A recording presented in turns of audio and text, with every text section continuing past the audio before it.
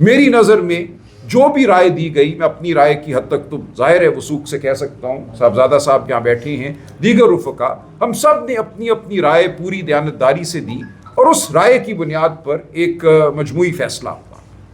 اب اگر کوئی اس فیصلے کو بددیانتی پر مبنی قرار دینا چاہتا ہے تو اس کی مرضی ہے، بیانیہ بنانے پہ تو کوئی پابندی نہیں ہے، آپ کہہ سکتے ہیں، کچھ بھی کہہ سکتے ہیں، لیکن جو حقیقت ہے وہ پورے صدقے دل سے، وضاحت سے اور بغیر کوئی چیز چھپائے میں نے آپ کے سامنے رکھ دی ہے۔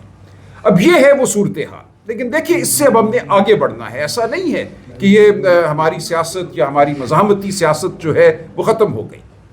اس وقت جتنی ضرورت مزاحمتی سیاست کی پاکستان کو ہے، پاکستان کے مستقبل میں جو فلاح ہم دیکھنا چاہتے ہیں اس کو ہے، وہ شاید پاکستان کی تاریخ میں کبھی نہیں تھی۔ ہم ایک تاریخ گھاٹی کے دھانے کھڑے ہیں، اس سے آگے مجھے تباہی نظر آتی ہے۔ یہ ملک مجھے ان لوگوں کے ہاتھ نظر آتا ہے جو نہ تاریخ کا ادراک رکھتے ہیں، نہ معیشت کا ادراک رکھتے ہیں، نہ شرافت کو کچھ سمجھتے ہیں۔ دیکھیے پاکستان کی تاریخ میں ایسے مواقع آئے ہیں، اتنا کبھی ماحول شاید کبھی بھی نہیں ہوا۔ میں جب ایوب خان صاحب کے دور کو دیکھتا ہوں، اور اکثر ہمیں جو دوست ملتے ہیں حکومتی یا مقتدرہ کے، وہ ایوب خان صاحب کے دور کی بڑی تعریف کرتے ہیں اور کہتے ہیں ہاں بس یہ غلطی ہوئی ایوب خان صاحب سے کہ انہوں نے جبر ذرا کم کیا، زور سے ان کو دبانا چاہیے تھا، جو تحریک سن 69 میں یا 68 میں شروع ہوئی تھی، وہ چاہتے تو اس کو دبا دیتے، لیکن انہوں نے وہاں کمزوری دکھائی۔ یہ ایک وہ بے وقوفانہ سوچ ہے جو مجھے اب اس وقت ابھرتی نظر آ رہی ہے حکومتی ایوانوں میں، کہ جبر سے یہ ملک آگے بڑھے گا۔ ایوب خان کا دور کوئی مثالی دور تھا، کمی صرف یہ تھی کہ جبر کم کیا گیا آخر میں، لیکن ایسا نہیں ہے۔ ایوب خان صاحب کا دور شروع کے 3-4 سال اگر ہم دیکھیں تو اس میں ہوئی ترقی، ایک زرعی انقلاب آیا، باہر سے ہمیں ایڈ ملی، پیسے آئے، ہم نے زراعت میں لگایا، زرعی ضرور ایک ہماری جو پیداوار تھی اس میں اضافہ ہوا۔ اس کے بعد 1962 میں ایک ایسا آئین دیا گیا جس میں نہ بنیادی حقوق تھے، نہ عوام کو ووٹ دینے کا براہ راست حق تھا۔ وہیں سے تخریب اور بگاڑ شروع ہو گئی۔ حبیب جالب نے اپنی نظم لکھی، پورا نظام ہل گیا، میں نہیں مانتا، میں نہیں جانتا، آپ سب جانتے ہیں اس صبح بے نور کو، اس ذہن کی لوٹ کو۔ وہاں سے حالات بگڑنا شروع ہوئے۔ پھر محترمہ فاطمہ جناح کے ساتھ ایک الیکشن کیا گیا، اس میں محترمہ کو دھاندلی کے ذریعے ہرایا گیا۔ اس کے بعد جب آپ دھاندلی اس سطح کی کر دیتے ہیں تو آپ کا کوئی اخلاقی جواز نہیں رہتا حکومت میں رہنے کا۔ ایوب خان صاحب اپنا اخلاقی جواز 1964 کے آتے تک کھو چکے تھے۔ اس کے بعد تباہی ہوئی، ایک جنگ آپ نے برپا کی ملک پہ، وہ بھی ایک پیچیدہ معاملہ ہے 1965 میں۔ اس کے بعد اگر آپ دیکھیں تو اس ملک کی معیشت نے صرف تنزلی کی جانب رخ کیا۔ تھوڑا سا ہمیں علمی ایک پیرایا اپنانا چاہیے اس گفتگو میں۔ سرتاج عزیز صاحب اس وقت پلاننگ کمیشن میں تھے، ان کی کتاب اگر آپ پڑھیں، میں سب کو دعوت دوں گا، بٹوین ڈریمز اینڈ ریالٹی۔ وہ یہ کہتے ہیں کہ ہم پلاننگ کمیشن میں بیٹھے ہوئے ایوب خان کے دور میں یہ سمجھ رہے تھے یہ IMF سے لون آ گیا، یہ امریکہ نے پیسے دے دیے، یہ روس نے کہا کہ اسٹیل مل لگا دیں گے، اب تو پاکستان کے وارے نیارے، اب تو ہم ترقی کریں گے۔ پاکستان چل پڑا، دوڑ پڑا، اور پھر کہتی ہے ایک دن بھگ کر کے سب کچھ اڑ گیا۔ ہمیں پتا چلا کہ لوگ تو بہت ناخوش تھے، مشرقی پاکستان ہو یا مغربی پاکستان ہو، جو تحریک یہاں چلی 1968 کے بعد، وہ ایک تاریخی نوعیت کی تحریک تھی۔ تو کہتے ہیں ہم جب بیٹھ جاتے ہیں ان اونچے ایوانوں میں تو ہمارا رابطہ رشتہ عوام سے کٹ جاتا ہے۔ وہاں بیٹھ کر کسی جرنیل کے سامنے کلابے ملانا، یہ بتانا کہ اب ہم بہت اچھا آپ کی ہدایت کے مطابق چل رہے ہیں، اب پاکستان فلاح کی جانب گامزن ہوا، بس آپ کی جناب ضرورت تھی، آپ کی لیڈرشپ مل گئی، اب تو ہمیں اور کچھ نہیں چاہیے، پاکستان ترقی کرے گا۔ یہ کھیل ہم بہت دفعہ کھیل چکے ہیں، آج پھر ہم وہی کھیل کھیل رہے ہیں۔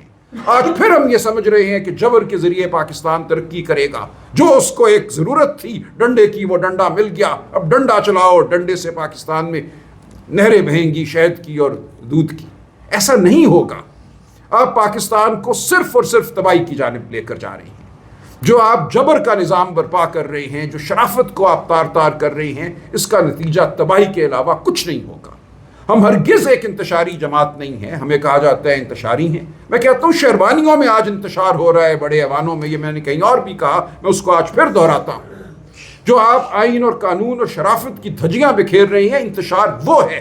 انتشار وہ نہیں ہے جو بچے احتجاج کرتے ہیں تو آپ ان کو مارتے ہیں۔ احتجاج وہ نہیں ہے جب آپ ایک قومی لیڈر کو بند کر دیتے ہیں کال کوٹری میں اور اس کے بعد خلاف اس جبر کے خلاف آواز نہیں اٹھانے دیتے. وہاں آپ آنسو گیس برساتے ہیں, ڈنڈے برساتے ہیں, لوگوں کو گرفتار کرتے ہیں, بغیر مقدموں کے کال کوٹریوں میں ڈالتے ہیں. 7 دہشت گردی کے مقدمے میرے خلاف قائم کیے گئے ہیں پچھلے 1 ہفتے میں. آج میں ہر روز کسی عدالت میں جاتا ہوں یہ بتانے کہ میں دہشت گرد نہیں ہوں.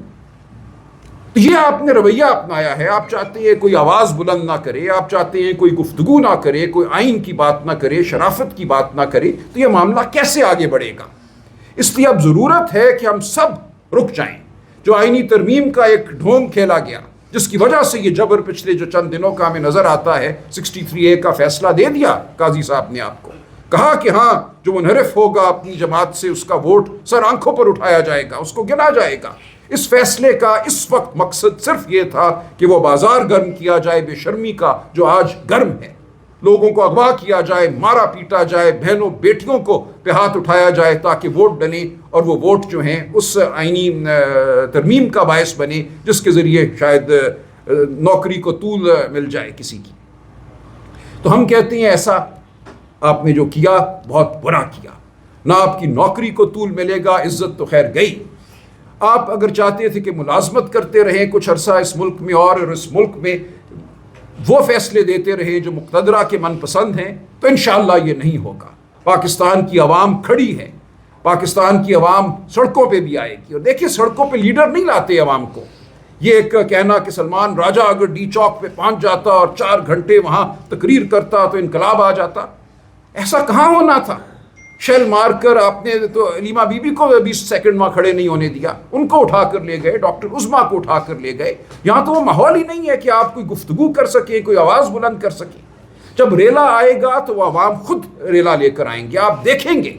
یہ سمجھ لیا گیا ہے کہ جو بنگلہ دیش میں ہوا, جو مصر میں ہوا, جو سری لنکا میں ہوا, وہ کبھی پاکستان میں نہیں ہوگا. وہ ہوگا. میں آپ کو یقین دلاتا ہوں کہ ہم سب غیر اہم ہو جائیں گے. عوام خود اٹھے گی حق کا پرچم تھامے, عوام خود اٹھے گی اپنے حقوق کے لیے. ہم کھڑے ہیں, ہم عوام کی آواز بنیں گے, ہم فکری رہنمائی دیں گے. اگر ضروری ہوگا تو میں چھلاوا بن کے ڈی چوک پہ شیل بھی کھا لوں گا جتنا میں کھا سکتا ہوں 58 سال کی عمر میں. میں گلیوں میں بھی دوڑ دوں گا. لیکن یہ معاملہ نہیں ہے. معاملہ اصل یہ ہے کہ آپ عوام کی تضحیک کر رہے ہیں. آج آپ عوام کو غیر اہم سمجھ رہے ہیں.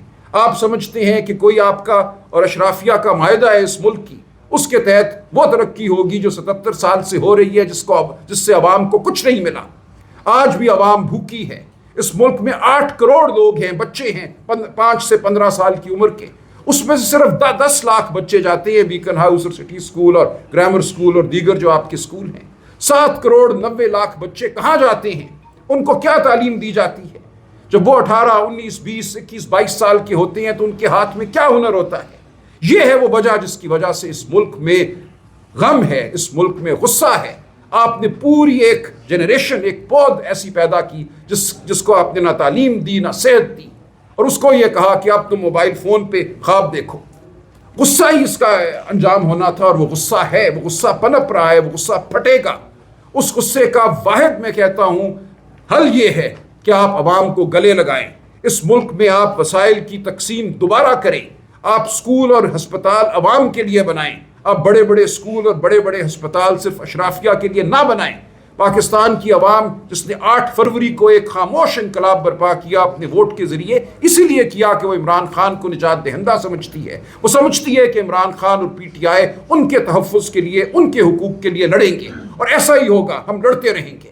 ہم پہ جو تہمت لگانا چاہتے ہیں, یہ ایک بالکل سوچا سمجھا ایک منصوبہ ہے کہ تہمت لگاؤ ان لوگوں پر, ان کو عوام کی نظر میں بے قدر کر دو, کر دیں. دیکھیے ہماری زندگیاں تو چل ہی رہی تھی. میں اس ملک کا ایک کچھ اچھا بھلا وکیل تھا, میں واپس چلا جاؤں گا. کروڑوں کی وکالت ہے, گولف کورس ہے, وہ زندگی تو ہم جی سکتے ہیں. کیا ضرورت ہے ہم سب کو؟ شائستہ بیٹھی ہیں, صاحبزادہ صاحب بیٹھے ہیں, ہم سب اگر چاہیں تو آنکھیں بند کر کے سر جھکا سکتے ہیں. جی حضوری تو ہم سب کر سکتے ہیں. ہم سب سینیٹر بھی بن جائیں گے, اٹارنی جنرل بھی بن جائیں گے, سب کچھ ہو جائے گا ہمارے لیے. لیکن عوام وہیں رہے گی. ہم اس لیے نکلے ہیں باہر اپنی زندگیوں کو چھوڑ کر کہ ہم چاہتے ہیں کہ عوام کی بات کی جائے. ہم عمران خان کا ساتھ اس لیے دے رہے ہیں کہ وہ حقوق کی بات کر رہا ہے, وہ ان اصولوں کی بات کر رہا ہے جو انسانیت کے لیے اہم ہیں, جو ہمارے آئین اور قانون کے اصول ہیں. تو ہم بڑے ادب سے لیکن پورے عزم سے یہ کہتے ہیں کہ ہم کھڑے رہیں گے، ہم لڑتے رہیں گے، ہم آئینی جنگ بھی لڑیں گے، قانونی جنگ لڑیں گے، اور ضروری ہوگا تو سڑکوں پہ بھی لڑیں گے۔ بہت شکریہ۔ سر سوال یہاں سے بالکل کچھ بات شائستہ بھی کریں گی اور صاحبزادہ صاحب کریں گے۔ صاحبزادہ صاحب۔ بسم اللہ الرحمن الرحیم، بہت شکریہ جی۔ میں سلمان اکرم رضا صاحب نے پوری ڈیٹیل کے ساتھ ساری باتیں کر دی ہیں۔